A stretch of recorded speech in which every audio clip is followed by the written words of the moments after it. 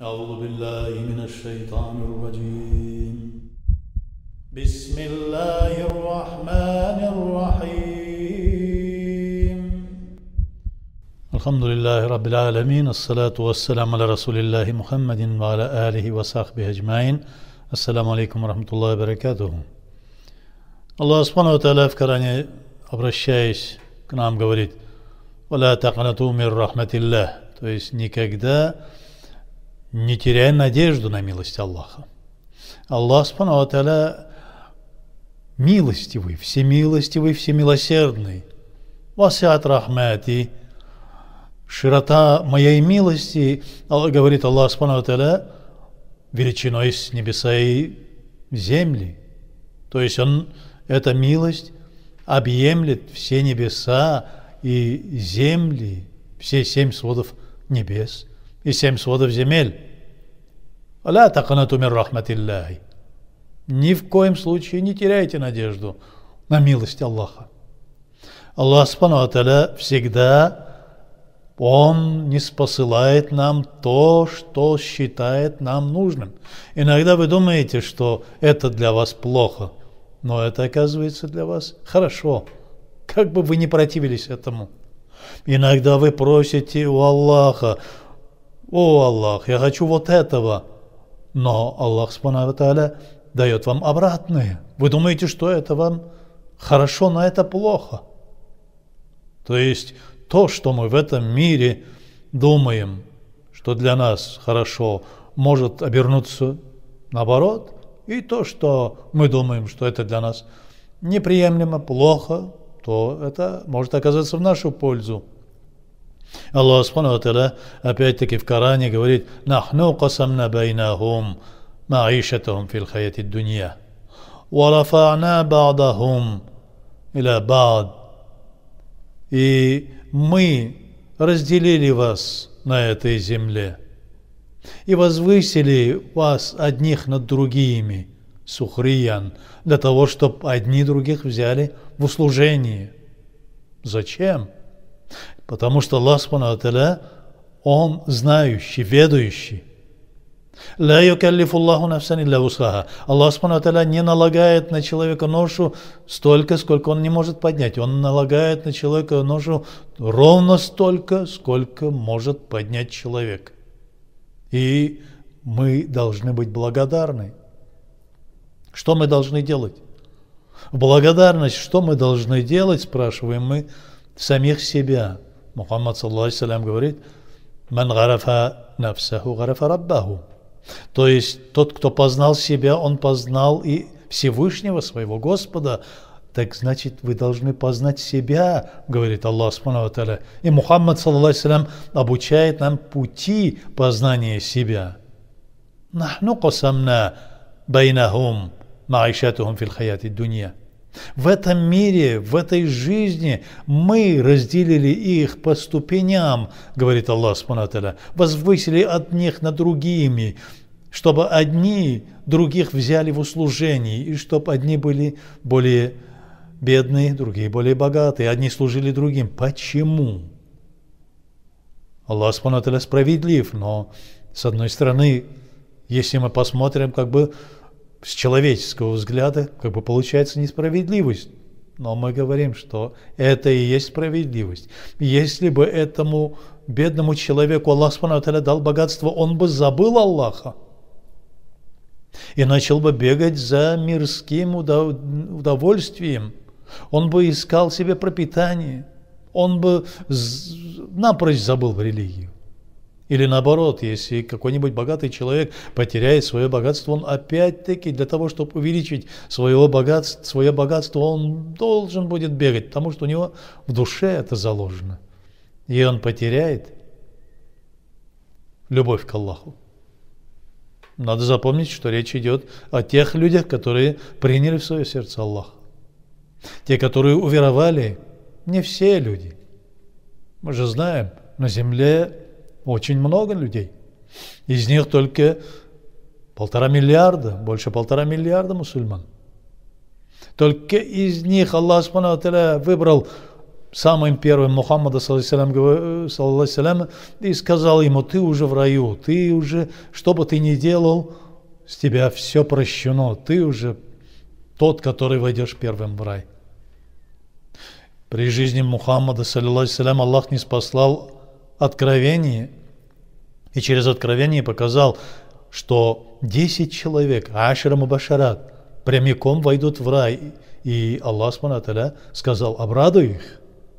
Мухаммад саллаллаху обрадовал этих 10 своих сподвижников поименно, сказал каждому по имени, что ты уже достоин рая, Аллах вам обещал рай, вы без спросу войдете.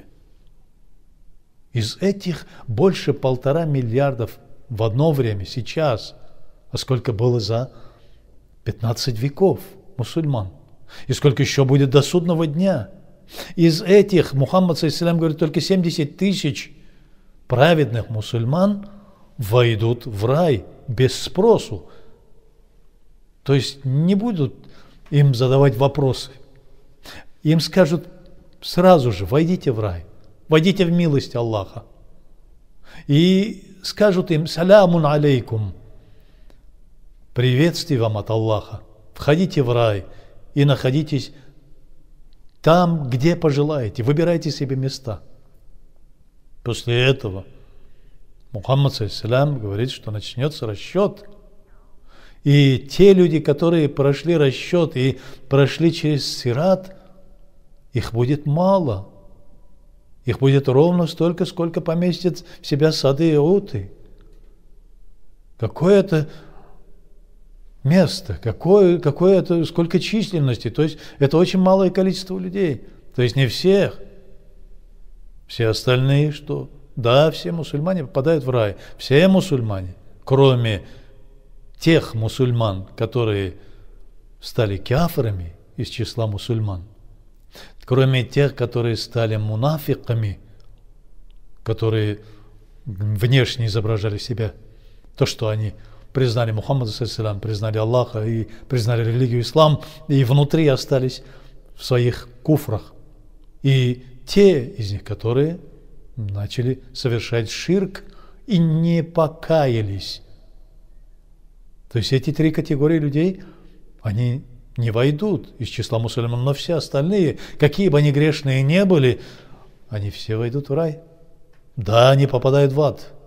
Да, они будут наказаны за те грехи и прегрешения, если они не смогли пройти через мост Сират. Аллах Субхану ва Тааля избирает среди людей. Не всех. Не всем Он дает свою милость. Но всем говорит: «Валя тақанату мир рахматиллах». Не теряйте надежду на милость Аллаха. Не теряйте. Потому что единственное существо, которое потеряло надежду на милость Аллаха, это Иблис, ла'натуллахи алейхи, который попросил у Аллаха, что поставил он его вплоть до судного дня живым на земле, чтобы сбивать праведных рабов. Но Аллах Субхану ва Тааля говорит: я обещаю, ла'амла'анна джаханнама, я наполню джаханнам вместе с тобой теми людьми, которые, несмотря на то, что я не спосылал свою милость, несмотря на то, что я призывал стать нормальными людьми, совершать благие деяния, они отказались из числа людей и из числа джиннов. Этими я наполню, говорит Аллах Субхану ва Тааля. Из-за этого нахну касамна байнахум, мы разделили их, создали по ступеням. Некоторые из них богатые, некоторые из них более праведные, некоторые из них более достойные милости Аллаха. Но мы все, никто из нас, ни один человек на земле не знает, кто из них достойнее. И действительно ли это богатство, которое сейчас находится у нас в руках, действительно ли это милость Аллаха или наказание Аллаха? Никто не знает об этом. Об этом только мы узнаем в судный день. Как мы держали в руках эту милость Аллаха в виде богатства, в виде каких-то высот, в виде того, что ты руководил людьми, в виде того, что ты был знающим человеком, алимом, ты держал в руках гилем, ты держал в руках богатство, ты держал в руках власть. Действительно ли это была милость Аллаха? Или же все-таки это было наказание Аллаха? Увидим в судный день. Там, на судной площади, нам разъяснят. Из-за этого мы говорим, что Аллах справедлив. Некоторые говорят, вот тот человек богатый, тот человек у власти находится, тот человек там со знаниями. Почему же такая несправедливость? Почему же у меня нет этого? Спрашивают люди. Мы же, еще раз повторяем, мы не знаем, благо это для нас или зло. То, что мы сейчас имеем на руках. Что остается нам делать? Аллах Субхану ва Тааля, обращаясь к нам, говорит: «Фадкуруни, адкуркум, вашкурули валя такфурун». Вы вспоминайте меня. Фадкуруни, вспоминайте меня, то есть постоянно вы совершаете зикр. Фадкуруллаха зикран кафиран, говорит Аллах Субхану ва Тааля. Фасаббихуху букратан ва асилан. Вспоминайте Аллаха бесперестанно, много раз. И восславляйте Его, совершайте таспих по утрам и среди ночи. Аллах Субхану ва Тааля нам говорит, что совершайте зикр. Фадкуруни адкуркум. И я вас вспомню, не забуду, я на вас обращу внимание. Вашкурули валя такфурун. И постоянно меня благодарите, и ни в коем случае не отвращайтесь, не отрицайте мою милость. Ни в коем случае не отвращайтесь от меня. Муса, алейхиссалям, когда обратился к Аллаху и сказал: «О Аллах, как бы мне быть достойным Твоей милости, как бы отблагодарить мне Тебя?» Благодари меня, говорит Аллах Субхану ва Тааля. Но я не знаю, как отблагодарить, потому что у меня своего ничего нету, говорит Муса, алейхиссалям. То тело, которое я сейчас имею, создано тобой. Ты это сотворил, это тело.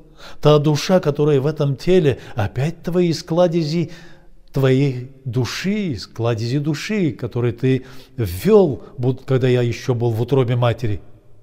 Разум, ты ввел в меня разум. Земля, по которой я хожу, это твое творение.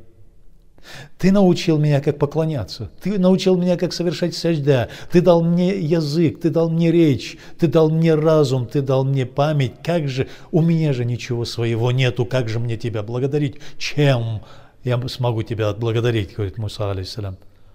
О, Муса, говорит Аллах Субхану ва Тааля, ты понял? Это действительно? Да, я понял, что это так, во Всевышний, говорит Муса. Если ты это действительно понял, вот это и есть благодарность Аллаху. Знать, что ты ничего не имеешь в этом мире. В этом мире все принадлежит Аллаху. Из-за этого ты благодари и не считай, что это ты сам достиг.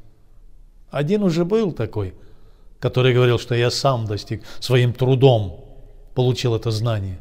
Иблис, ланатуллахи алейхи. Он говорил, что да я сам научился, сам вот из-за своих благодеяний достиг этого.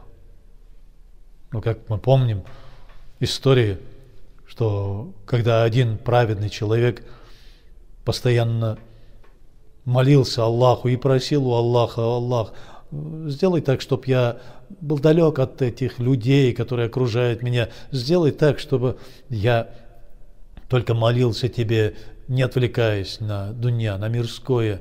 И Аллах Субхану ва Тааля поселил его на острове в море. И создал там родник, и создал там дерево, сотворил дерево, гранатовое дерево. И каждый день он кушал из этого гранатового дерева по одному гранату и спевал из этого родника. И 500 лет ему дал Аллах Субхану ва Тааля его жизнь, длиной в 500 лет. И он постоянно просил: Аллах, делай так, чтобы я на саджда умер во время молитвы, во время того, чтобы, когда я буду молиться, во время саджда, во время земного поклона. И Аллах Субхану ва Тааля отнял у него душу. во время земного поклона. И предстал он перед Аллахом. И когда предстал перед Аллахом, он говорит, весть идет от Аллаха. Он говорит, по моей милости войди в рай. Тебе определен рай. Как же, говорит этот праведный человек, я столько лет молился, наверное, о Всевышний, ради того, что я поклонялся, я войду в рай. Нет, говорит, весть идет от Аллаха. Нет. Не ради твоего поклонения, а по милости Аллаха и по величию Аллаха ты войдешь в рай. Но я же поклонялся 500 лет. Я бросил все, семью, всех друзей, оторвался от этого мира и жил на этом острове. Аллах Субхану ва Тааля говорит, выдавите ему глаз, положите на чашу весов. На следующую чашу весов положите все его деяния величиной 500 лет. Взвесьте. И увидели, что глаз перевесил. И Аллах Субхану ва Тааля, обращаясь к этому человеку, возглашает, ты видишь, ты за 500 лет поклонений не смог отблагодарить даже за зрение одного глаза. Мы еще не поставили второй глаз на чашу весов. Мы еще не поставили твое тело, твою душу, то, что я вас одарил, всю мою милость, говорит Аллах Субхану ва Тааля. Сколько бы лет вы ни жили, вы не сможете отблагодарить Аллаха. И не сможете ради только вот этим одним поклонением как-то отблагодарить Аллаха. Поклонение совершается, ибадат совершается ради того, чтобы показать свое раболепие перед Аллахом, показать, что ты раб Аллаха. «Уама халактуль джинналь валь инс илля лиябудун». Да не создавал я людей и джиннов просто так, а создал их только для того, чтобы они были моими рабами, чтобы они поклонялись мне, говорит Аллах Субхану ва Тааля. «Валя таканату мир рахматилля». И ни в коем случае не теряйте надежду на милость Аллаха. Аллах Субхану ва Тааля, ниспосылающий милость. Ассаламу алейкум ва рахматуллахи ва баракатуху.